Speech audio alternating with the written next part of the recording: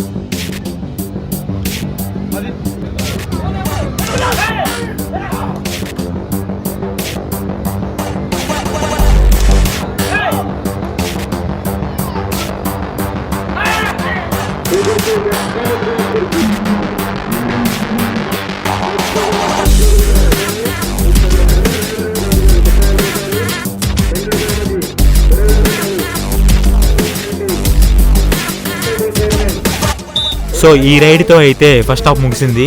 So first half అయిపోయింది కాబట్టి నేను ఒకసారి 3 days బ్యాక్ మా ఊరు ఎలా ఉందో మిజింగ్ తుఫాన్లో ఒకసారి క్లిప్ చూపిస్తాను, చూడండి.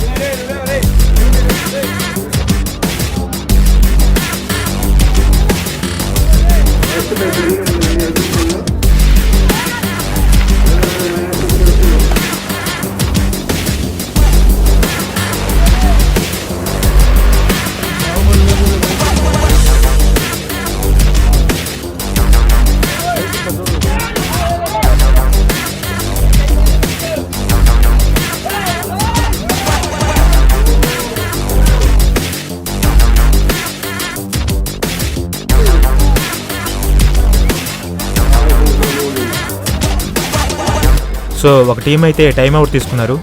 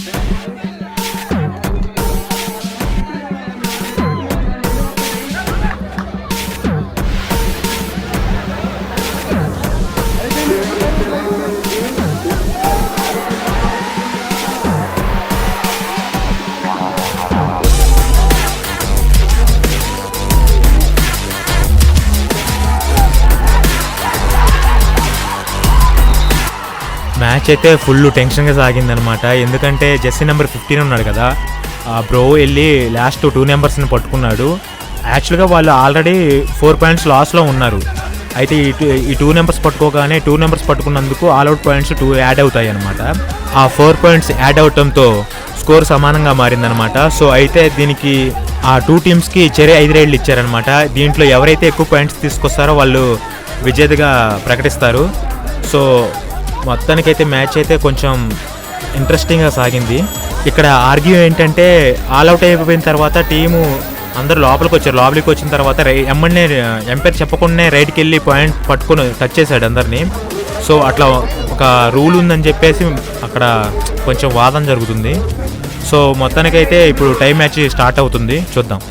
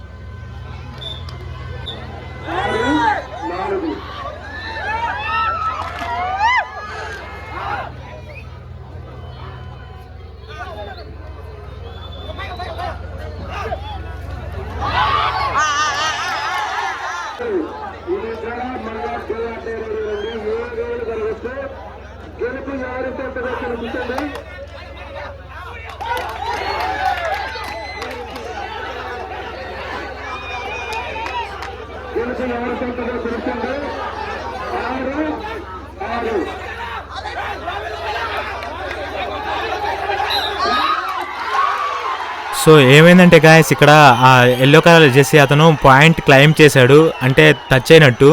సో దాన్ని నిరూపించుకోవడానికి అతను లాబీలోకి వెళ్ళాడు అనమాట. అక్కడ ఎంపైర్ ఏం చేశాడంటే దాన్ని క్లైమ్గా ఇవ్వలేదు, వాళ్ళకి అనిపించలేదు కాబట్టి. సో అట్లా లాబీలోకి వెళ్తే అది అవుట్గా ప్రకటిస్తారనమాట. సో గాయస్ ఈ వీడియో మీకు నచ్చిందని నేను అనుకుంటున్నాను. నచ్చితే ఖచ్చితంగా లైక్ చేయండి, షేర్ చేయండి, సబ్స్క్రైబ్ చేసుకోవటం మర్చిపోకండి.